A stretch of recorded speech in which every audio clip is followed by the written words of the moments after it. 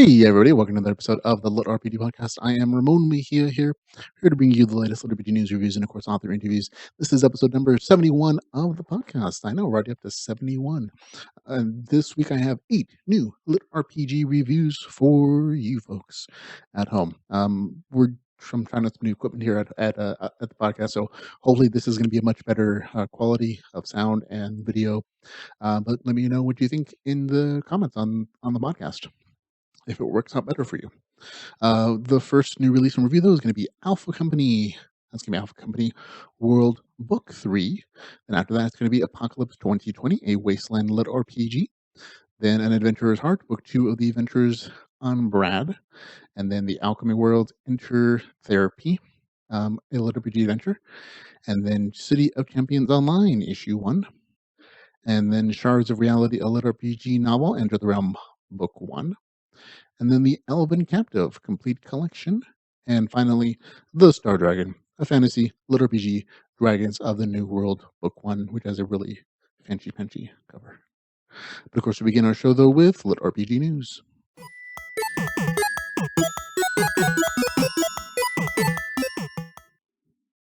And in lit RPG news, we are going to begin with, let's see how this is going to work right. Amarillia Book 1 is actually free in the United States and the UK until October the 1st. Codename Freedom is free until October the 1st as well. So those two books are totally free. Go pick them up. If you haven't read them, they're really quite good. I think both of them got at least 7s out of 10s from me. I enjoyed them both immensely. But go check them out. I think they might even got 8s. I can't recall off the top of my head, but they're really good. Out now. These are stories that are out now, but I have not had a chance to review them this week, including Starter Zone, The Revelations Chronicle Book 1, written by Chris Pavesky. And then The Laboratory, Futuristic Dungeon Core, written by Skylar Grant. And On the Lost Continent, Alter Game Book 2. Also, Chronicles of a PC Gamer Stuck Inside an RPG, Book 1, The Duelist. And Travail Online is also on. This is the third book in that series called Transcend. And Crisis at Clearwater, which is the book 2 of the Unexplored Cycle. Also be aware that this one has some sexual themes. At least I'm going to assume so according to the other 2 books in this series. Okay, new lit RPG audiobooks. We have Dante Dooms, The Star Dragon. That's right. The author put out an ebook and an audiobook at the same time. And also Hell to Bay, Ascend Online Book 1.5, which is a kind of a side novel in the series, written by Luke Tumalenko, friend of the podcast. Okay, in upcoming lit RPG, this is just where I read off the stories that are coming out in the next weeks and time frames in the future. Feel free to skip it if you don't want to, but there are some new additions to this list. Desert Runner is out October the 4th. Also on October the 5th is Shadow of the Rogue. On October the 6th, it'll be The Black Dragon, which is the second book in the Dragon King series. October the 11th, A Game with No Rules, Perimeter Defense Book 4. October the 16th, Fantasy Online Polynea. On the October the 16th as well, The Wizard, Dungeon Core Book 1. On the October the 20th, it'll be The Iron Dragon, Book 3 by Dante Doom. That's right, it has 3 books out within weeks of each other. On October the 23rd, it'll also be Nemesis, the Pangardia Online Saga. On the October the 24th, Amarillia Book 10, The Pantheon Moves. I don't have a picture for that. But this one's definitely new. October the 31st, Awaken Online Retribution, which is an Awaken Online side story. It's not Awaken Online 3, guys. I'm sorry to say. But this is something that happens between, I guess it's set after Book 2, but before Book 3. So it's also told about a character that is not the main character in the other Awaken Online series. So just be aware. But the author also mentioned that he's working very hard on Awaken Online 3. Please don't come with the pitchforks and the torches. Okay. Also, November the 1st, Redeemer of the Dead, which is book 2 in the Apocalypse book series. November the 8th, Desert Born, which is the Pateria Online book 2. November the 16th, Shatterlands book 3. And December the 4th, The Twilight Olives. Oh, and I totally skipped this. Sometime in November, Amarillia book 11. So there we go. On to new releases and reviews.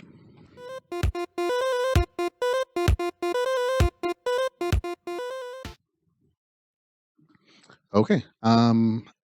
In new releases and reviews, I am going to begin with Alpha Company Book One.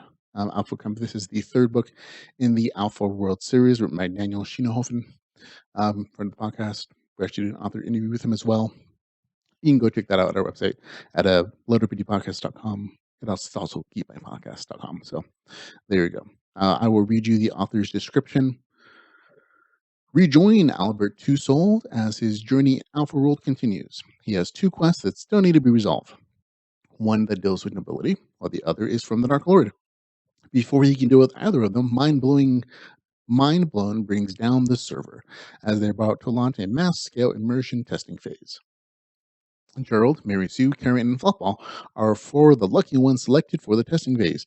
Gerald plans to drum up recruitment for the Guild Alpha Company during the meet and greet before the immersion test starts. The quartet of newly minted friends will meet for the first time in the real world. Will they get along, or will something force them apart before the game goes back online with them immersed?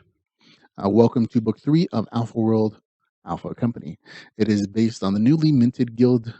That's kind of brushed of it. The author does have a little warning there saying the story does have adult themes. If you didn't like those adult themes for books 1 or 2, they're still here. So there you go. But it says there is adult content. There is no graphic sex scenes necessarily, but there is like allusions to it. There are references. There's some faded black stuff, but there are also sexual relationship concepts in here, including non-traditional relationships that are discussed very openly. So in the story, so if any of that is not designed for you, then the story is not going to be for you either. Okay, this story is 409 pages, $3.09. It is available on Kindle Unlimited. There are essentially three story threads in this novel. One, guild stuff, which includes recruiting, guiding newbies, new guild members, dealing with the jerks and any recruitment phase, plans to grow the guild, of course, contests, raid plans, cool things like that. Two, the second thread is going to be plot advancement, which is just talked about a little bit in the author's description, dealing with the nobles, an air thing, deadland stuff, some quests for the Dark One, and three, personal stuff with the main character, which includes polyamory stuff, dealing with psychological issues, and personal stuff with Karen and Fluff. And to be honest, it's that third thing that really kind of made this a great story for me. The first two are really cool. So there are new developments in there. The new guild stuff is actually kind of neat, and that for me personally, I'm not really a guild kind of person. Whenever I play MMOs or any online games, I never really join a guild. I've done it a couple times, and I've always regretted it. There's always like guild drama. The thing builds up, blows up eventually. And for the most part, I don't like playing with other players.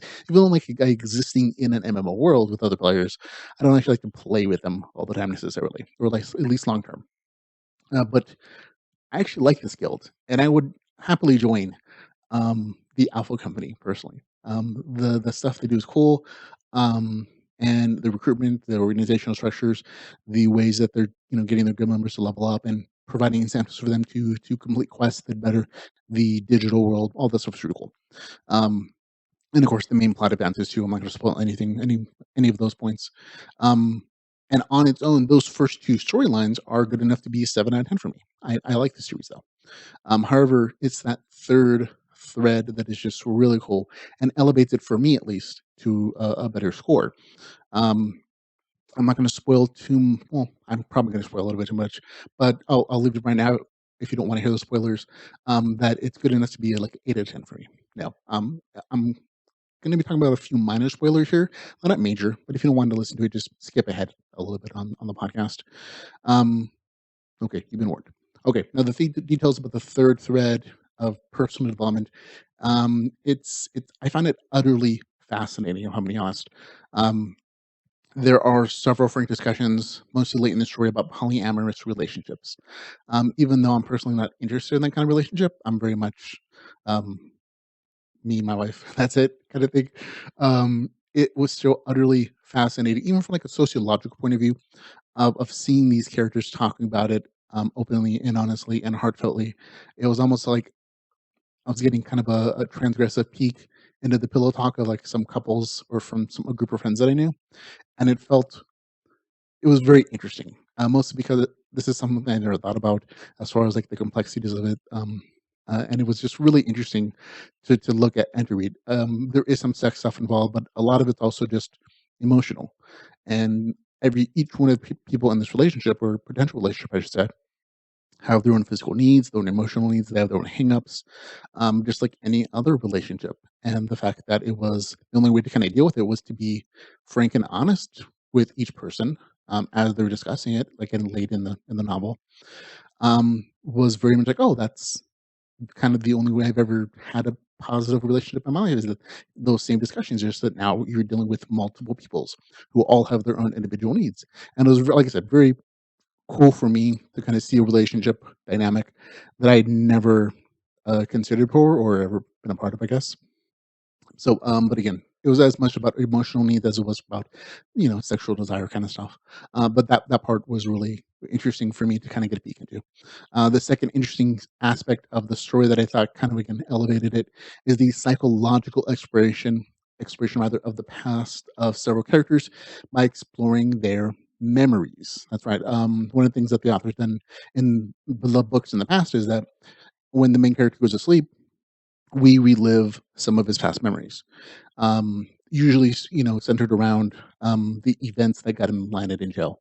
And I always thought that was cool. And the author is kind of taking this to another level, and that Stacia, the succubus, has awakened some dream memory walking power that allows her to explore someone's past memories with their permission, of course. And it's almost used as a psychological tool to help people and characters deal with their issues, no matter what they are. Because a lot of these issues are just tied to events that occur in our histories in our past and how we view those events and histories from our point of views, even if it's not how other people view them. And so, if you kind of want an idea what this is like, think of the movie Eternal Sunshine of the Spotless Mind and kind of those memory explorations, except that it's a little less weird. And the revelations of these memories involve traumatic incidents in these characters' past, which is very intimate in a way. And again, there's some very serious revelations when this memory exploration occurs, which I'm not going to spoil for anybody.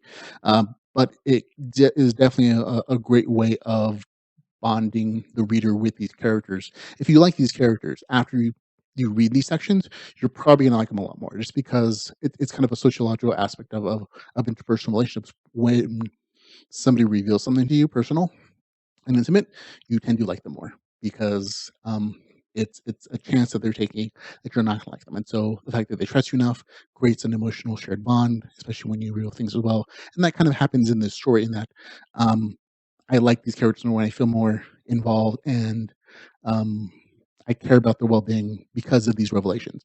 And so, like I said, those two aspects really to elevate the story for me a little bit beyond just good. Overall, I had a really good time reading the normal action adventure stuff, which is still there. The guild stuff added a nice extra layer of flavor and some new people to interact with and some new dynamics. However, again, it's that exploration and discussion of the polyamorous relationship and the psychological exploration through memory shifting that got it a better score because again, these are new things. These are things that make you think, and that's always a good thing for me. So for me, it gets a score of 8 out of 10. So good job. Okay, on to Apocalypse 2020, a Wasteland lit RPG story. Okay, it is 1997, and Brand is one of the very few people.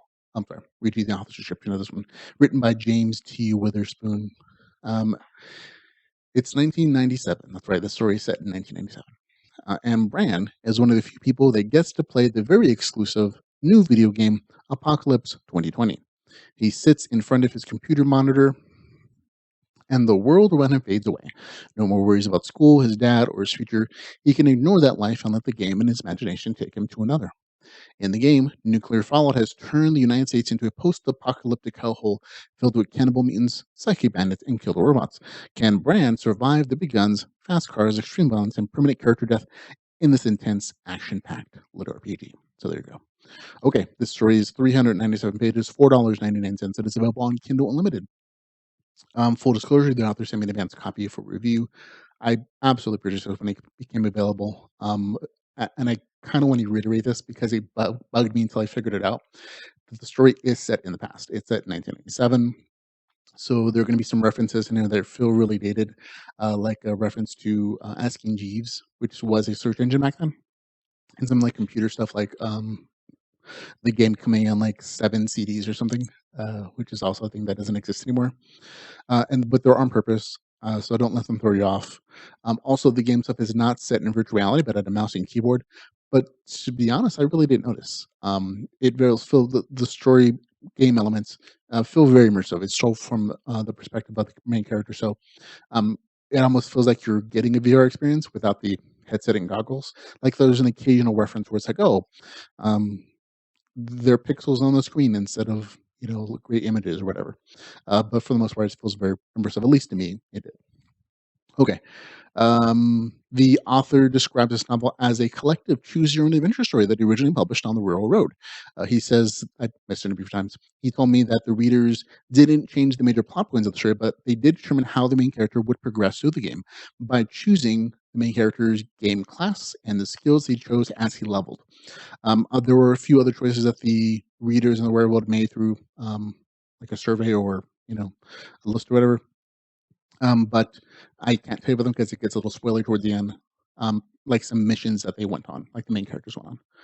Okay. As far as the actual novel goes, it was cool. I kind of liked it actually. The first few pages start off like a Mad Max scene, and that's intentional because this is supposed to be a post-apocalyptic video game story. With the main character Booth strapped to the hood of a car, being driven to his death by two madmen. He fails the strength check to break the rope. He fails a charisma check to stop them, to convince them to stop, but he succeeds in a dexterity check to loosen the ropes. Essentially, these checks in the game story show up as like percentages in the checks, and it reflects the chances for the main character to do a specific action. Um, if he's invested points in those skills and those stats, more likely to succeed. If he hasn't, it's less likely to succeed, and he'll fail, and there'll be consequences for it either way. If you've ever played Fallout, you'll be familiar with this kind of RPG mechanic. So there you go. And for the most part, the game stuff is really a lot like Fallout as far as like the actual mechanics. Let's see, the main character whose name is Brand plays the survivor named Booth on his dad's old PC. Um, he has to complete and survive in this game world to become stronger, complete quests. The class and game mechanics are going to be again super familiar for any like Fallout. You at each level, the main character gets a snap point to distribute and several class skills to choose that customize the character. And the last 8% of the novel are actually like a super detailed game novel. So if you're really into like how the author computed all the stuff, like formulas and a bunch of stat stuff, all that information is actually at the very end as like a the author calls it a game manual for Apocalypse 2020, which is the game. So he gives you the information, how he determines like skill checks and stuff. Um, Story wise, there are basically two arcs. The first is the game story where Booth goes on quest after quest to gain experience and play around with this amazing computer MMO with permadeath. The second is a real life storyline where Brand deals with his school bullies and the loneliness and not having friends in the new city that he and his father moved into. And honestly, the game stuff in the beginning is kind of slow and not that interesting until the author kind of makes you care about the main character by revealing things about him in his past. And that doesn't happen until um, about 8% at least, and then even then it's only like small details, and then gradually as the story goes on, the game the main character has to jump into the game to do school and homework and life stuff like that, and you gradually get more and more information about him and the other characters in the story, and then you start to feel for them and want them to succeed. But it honestly is kind of a slow build and a slow burn at the beginning. So if you find yourself not caring about the character at the beginning, kind of push through it. It's honestly worth it for me. I had a really good time reading the story. Um, and again, at the beginning of the story, the game is just escapism. It's fun and interesting, and but eventually, as the story goes on, it changes from that to a way to form social bonds with other players in the game and friendships. And there's even a little romance in the story if you're interested in that kind of stuff. It's a very cute romance. Um, see. Okay. And at about the 30% of the novel is when the story structure actually appears. Like there's an actual plot eventually in the story. It's not just daily adventures of. At the 30% of the story, the quests start to get a little more focused. And there's a whole plot there, which I'm not going to spoil. But the comic is actually well written. I enjoyed reading it. It's a very actiony kind of story. There's a whole variety of monsters, opponents for the main character in this group to face, and the tactics used as each mission progresses. Each mission kind of has different tactics, and depending on the composition of the group and the objectives of the mission, different skill choices and different ways of completing are done, including some non-violent ones, which I actually thought was really cool, because most of our stories are very action where you kind of kill a bad guy and steal the loot to get the item. And there were at least a couple missions in the novel where non-violent means are taken and the mission still succeeds. So I thought that was kind of neat. Okay. Also, well, one of the few complaints I kind of have with the story is that one, there's a cliffhanger ending, so be aware of that. Two, um, there there's a character who I thought just was very flawed and almost unnecessary. The character Lucas, he's set up as an antagonist, and it feels kind of forced. But that's like I said, kind of a minor complaint. Overall, I had a really good time with the story. It's a slow start, though. Be aware of that. It gets immersive once you start knowing about enough about Brand, the main characters, to empathize with them. And I enjoyed the story, but kind of remind me of Fallout, Mad Max, Borderlands, and you like the vibe of those kind of games, you're probably gonna like this story quite a bit. For me, get score 7 out of 10. So there you go. Okay, on to An Adventurer's Heart, Book 2 of the Adventures of Brad. So there you go. Sorry, I forgot to press the button. Okay. This one is 175 pages, $3.99. It is not available on Kindle Unlimited, so be aware of that. Written by Tao Wong. It is book 2 in Adventures of Brad. I'll read you the author's description. Having returned from their time with the army, Daniel and Asan must now complete the dungeon in Karlak. To do so, though, they will need to get better gear, more skills, and higher levels.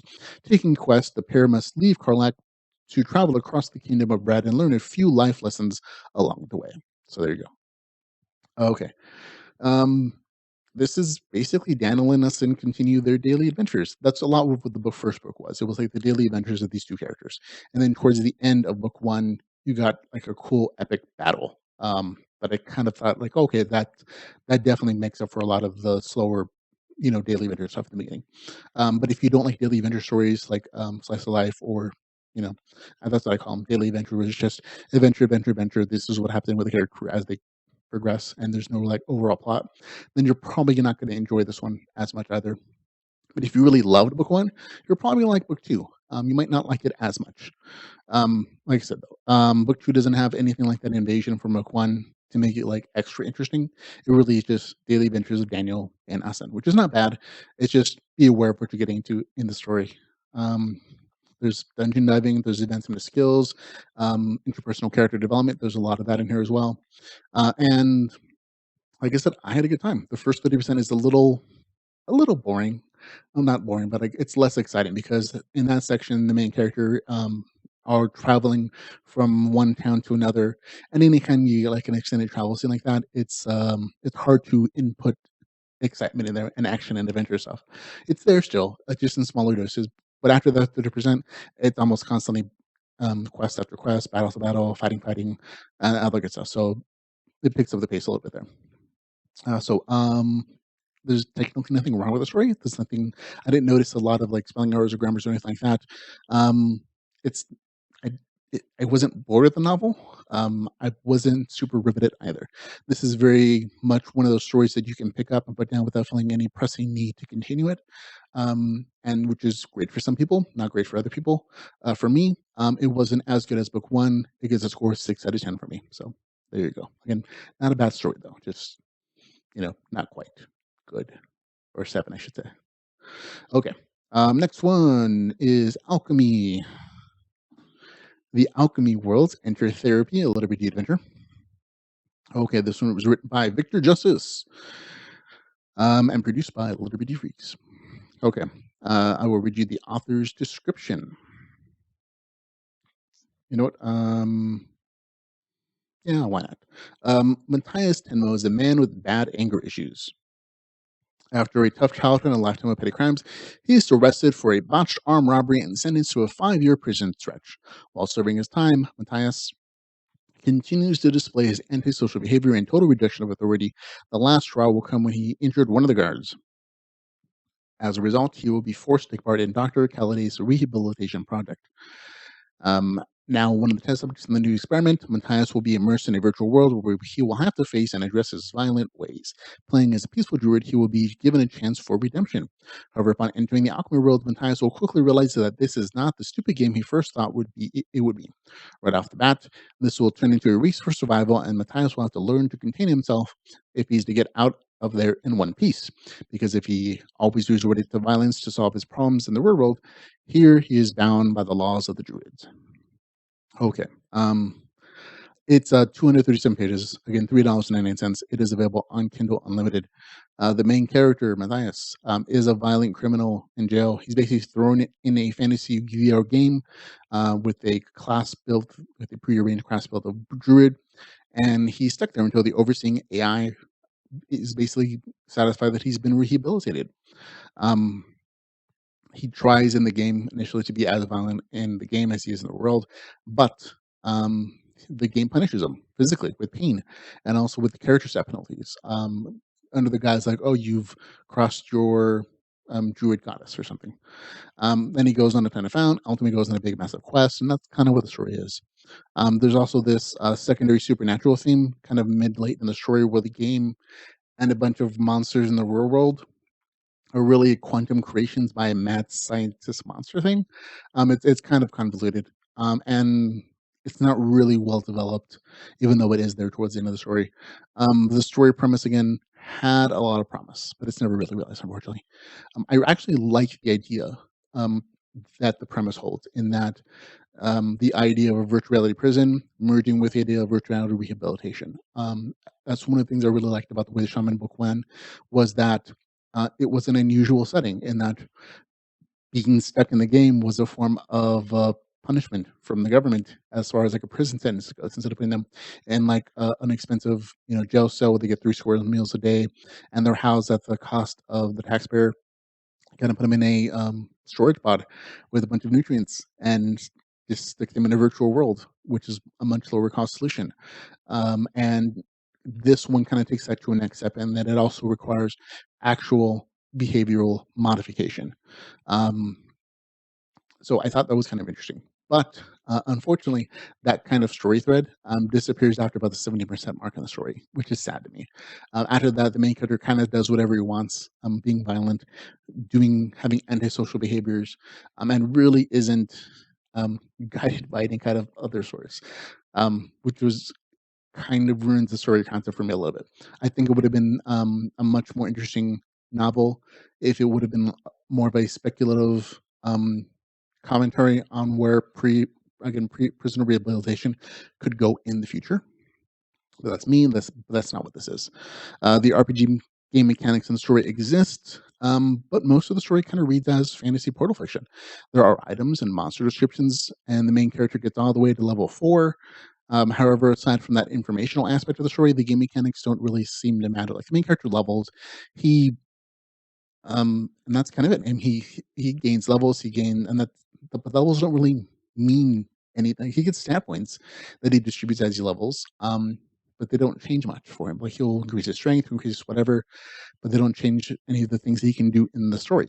And that's what I mean by the game mechanics don't really mean anything besides being informational. Like, and by informational, he basically has a book in the story that when he points out a monster or an item, he gets like an item description, and that's kind of all the most with the game mechanics end up being for the reader, anyways. Overall, I was kind of disappointed that the story didn't make a better use of the virtual rehabilitation concept, and the rest of the novel was just kind of okay. It wasn't bad again by any means. It just wasn't like super awesome either. So I guess a score of 5 out of 10 for me. So there you go. Good concept, just not realized. Okay, on to City of Champions Online, Issue 1, Origin Stories. There we go. Written by Stuart Gross. Okay. Author's description.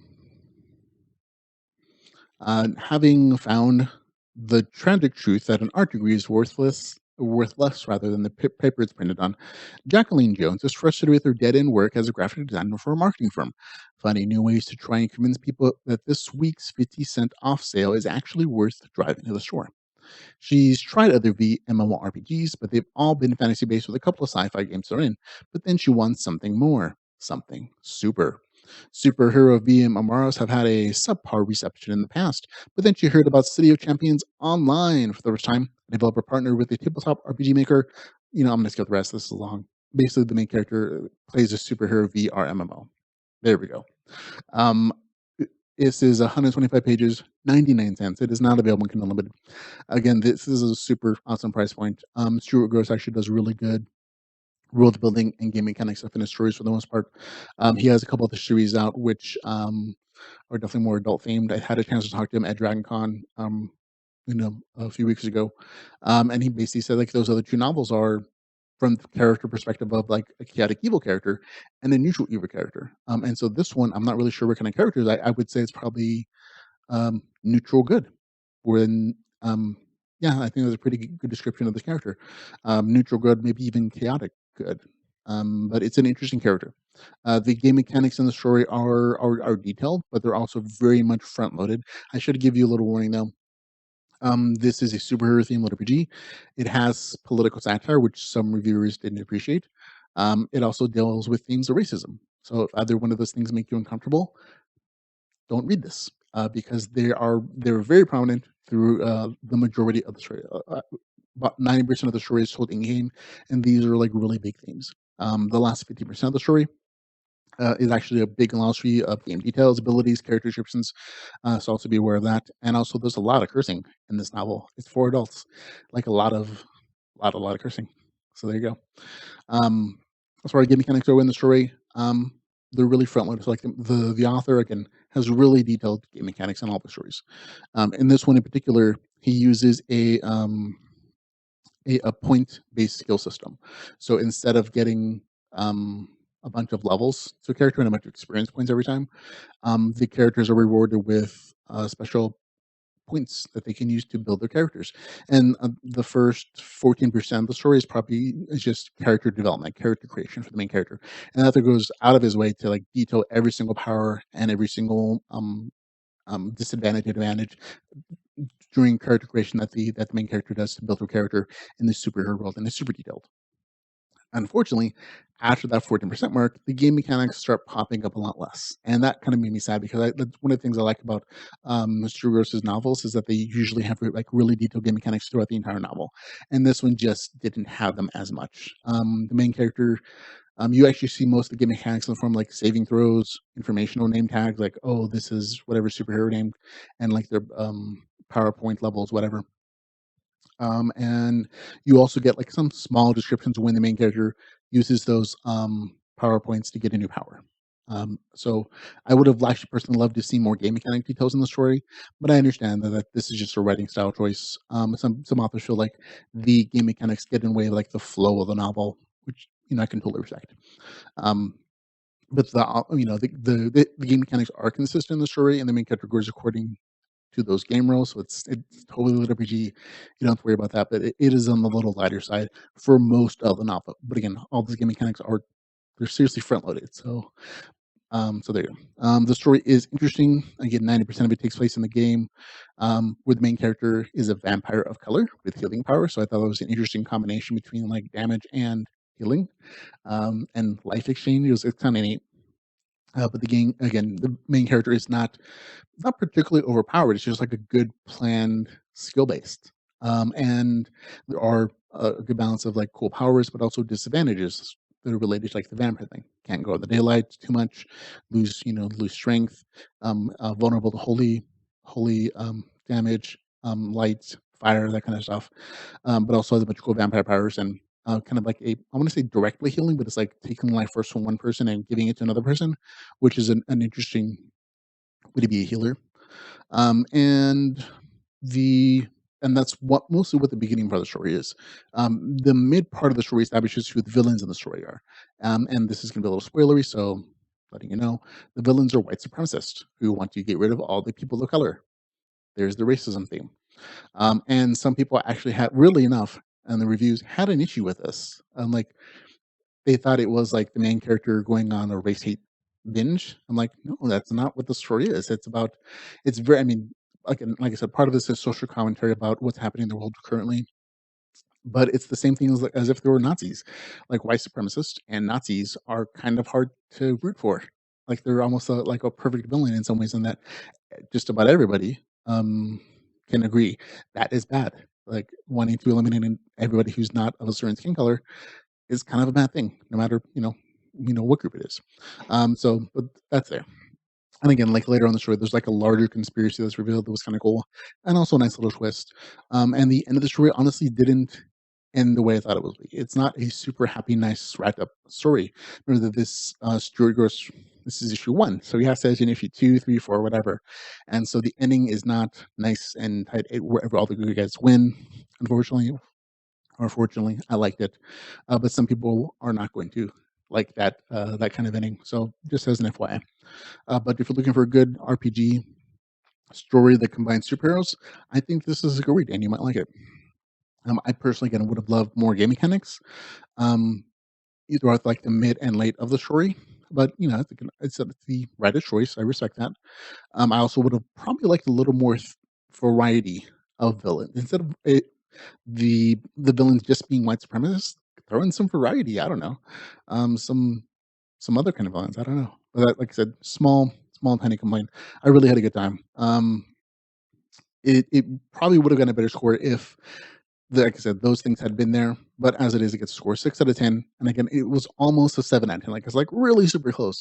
But I couldn't let go of the fact that just a little more variety and those game mechanics existing a little more in the story, just things that I personally enjoy, seeing and understanding about a game kind of world, just stopped it from being a 7 out of 10. But like I said, it was almost. So there you go. Okay, next one. 6. Okay. Shards of Reality, a little RPG novel, Enter the Realm Book 1, written by Timothy W. Long. Okay. This has a really short author description, so it's easy to read. It is Walter Lapointe and Oswald Blackwell just woke up inside of the online role playing game Realms of Theloria with no memory of how they arrived. Walt and Oz soon learn the hard way that living in an epic fantasy world isn't all it's cracked up to be. As level 1 characters with no skills or experience, nothing can prepare them for their new lives as they prepare to enter the realm. So there you go. It is 428 pages. It is $4.99. It is available on Kindle Unlimited. Okay, this is a trapped in the game story with a very slow build. And for the beginning portion of the story, you're actually not really sure if it's going to be trapped in the game or if it's a portal fantasy story, because there aren't a ton of game mechanics revealed in the very beginning of it. So just be aware of that. But that it is a trapped in the game story, so slight spoiler. And again, the game mechanics are slowly revealed. As a matter of fact, not all the game mechanics are actually revealed until like the middle of the story, like 55% is when like the last few mechanics are showed to both the reader and the characters. And it's justified to the reader and the character by saying, "Oh, this is a full immersion game; that it's still in the beta phase, and the characters need a level first to unlock all these different sections of like getting a user interface or seeing the level difference between yourself and the opponent, little things like that." And so that honestly a little bugged me a little bit, but not a ton, because the adventuring in the story is interesting and the characters have distinct personalities. So Walter, the main character, is generally likable, but he's also kind of a wimp when it comes to ladies and a show off, and he wants people to like him. Oswald is a grumpy kind of character. He, especially as the story goes on, and he really doesn't want to be in the game and he just wants to leave so much. But at the same time, he's super loyal to the people he considers friends. And later, the characters are joined by the third coworker, Carrion, who Walter has a super crush on, and together, for the most part, the story is like exploring the game world, um, and that, that their company has made, but also finding that things aren't exactly the same as it was for the like larger MMO that the rest of the world kind of plays. And that's essentially it for the first like 2/3 of the novel. It's like 66% of the novel. It's just these characters wandering around, wondering how they got there, because again, their memories are affected a little bit. Doing beginner quests, exploration of the game world, leveling up, and the gradual revelation of what those levels up gain them. Like at level 5, they get access to, or level 2, they get access to the user interface, stuff like that, and a bunch of character development stuff as well. At the 66% point, the trio finally get to go on their like the major plot of the story, and the rest of the novel is spent on that big quest line. Um, and again, it for some reason I disliked it though. I think what I really enjoyed about the novel is the attempt to portray realistically what it would be like to be transported to a medieval game world. That there are no hotkeys, so there's no hotkeys for characters to press act or skills to activate that way. Everything's hard in this world, and I mean really hard for these characters. Like I said, part of I think the appeal of the story is that it almost feels like portal fiction, and that characters are transported from our world, which is nice and technologically advanced, to a medieval world where all of our skills don't translate well, and we, as regular people, wouldn't have this, sword skills or rogue skills, or know how the social customs work in that world, and that is here in this story as well. Want to learn how to, swing a sword and upgrade your sword skill? You have to swing it and fight some characters and fight monsters, and the game skill is increased by actual use. Um, but also, fighting hurts when a monster bites you or stabs you. There's actual pain there, and the main characters really do flounder around in the beginning of the story, really struggling hard to even get any skills or any XP to level up. And I kind of like that approach. It was very appealing to me, at least as a reader. Overall, I enjoyed the novel. Again, I would have loved more details about the game world, but it really works well the way it is. So it's like I said, minor complaint. There is a super cliffhanger ending, so be aware of that. That is there as well. Some people are not gonna like that. It was okay with me though. For me, get the score 7 out of 10. I had a good time reading it. Okay, we're almost done, guys. Sorry. Number 7, the Elven Captive, complete collection. This one's a really easy review. I'll read you the author's description. The Elven Captive is a hot, new, erotic LitRPG adventure following the travels of Jason, who plays Hilderan in the game. The series contains enslaved elven girls, hot taboo fantasy encounters, and MF scenes. 18 plus only. There's no page count. It just came out. It's a series of like smaller novels put together. It's probably not more than 100 pages, probably. $2.99, available on Kindle Unlimited if you want to read it. But like so many other stories that have an emphasis on graphic sex and in a VR world, this is not actually lit RPG. It's really just a sex story set in a VR world, which is fine because that's part of what they're advertising. But it's most definitely doesn't have any RPG elements. There's barely any text besides the sex stuff. So if that's what you're into, go read it. But it's actually not lit RPG. So get the score 4 out of 10 because it's not what it says it is. In part. Okay. Next, we have, last but not least, The Star Dragon, written by Dante Doom. I share the full titles: The Star Dragon, a fantasy LitRPG, Dragons of the New World, Book 1, written by Dante Doom. Okay. This is 366 pages, 99 cents. It's probably a promotional price. It is available on Kindle Unlimited, and again, the audiobook is out right now. And books 2 and 3 are scheduled to come out weeks apart in October, but I think they're ready now if the author wanted to do it. I'll explain this in a bit. The author's description: when the world is threatened, it's up to the players in a virtual world to save it. Van Valhusian doesn't see the point in ever leaving the beautiful digital world of the game that he loves, and for good reason. In the industrial wasteland he calls home, it is often the only way people can experience life's simplest pleasures. But his allegiance to the game is tested when an ambitious CIA agent named Sam always Sang, that's all. There's a last name there. Calls upon him to help as she goes undercover in the game to investigate Draco, the corporation responsible for creating the massively popular role-playing game Dragon Kings of the New World. Okay. Sang is a gifted hacker who feels nothing but contempt for those who waste their lives in what she sees as a false reality, but when people start dying in the game, she must find out why. Van, a talented gamer, is her guide to navigate the world, level up their newbie characters fast, and get into some of the most dangerous areas of the game. These are long sentences. He dreams of becoming a programmer sponsored by Draco one day, but his partnership with Sang threatens to expose secrets from his past that could jeopardize those plans. Now they have to put aside their difference to discover whoever is killing players, but the truth they find is darker than either of them imagined. So there you go. That's the author's description. Okay. First off, the author, Dante Doom, sent me a message earlier this month letting me know about his debut novel, Star Dragon Fantasy RPG, this novel here. Um, and so I went and purchased on Amazon, and I found that reading some of the game stuff, it it falls a little off. Um, and a perfect example. There's just a sentence only on the story that just sounded weird to me. If he completed this quest, that would mean yet another leveling up. And to me, that sounds weird. It's technically not incorrect, but it feels like it should be something like it would mean getting another level, or it would mean another level, which is a lot more gamer speak. I basically figured, oh, okay, maybe this author is a tabletop gamer and more in that realm instead of an RPG video gamer, which is totally cool. So I decided to look into the author and found that Dante Doom, might not actually exist, which is kind of weird. So part of this review is just my investigation into this author for some reason, which I totally kind of went on a tangent on. But basically, the author bio on Dante Doom describes him as someone who didn't touch a video game until his 23rd year when he started working at an arcade. Then last year, he found and fell in love with LitRPG. While on a 2-week holiday, he wrote this 366-page book.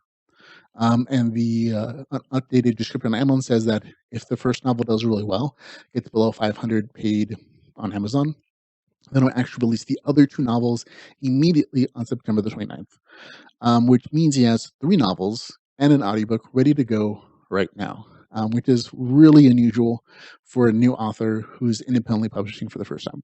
And so that's kind of a break flat for me. Additionally, the author Facebook page that the author contacted me on for Dante Doom, which is a personal page, and also there's an author page as well.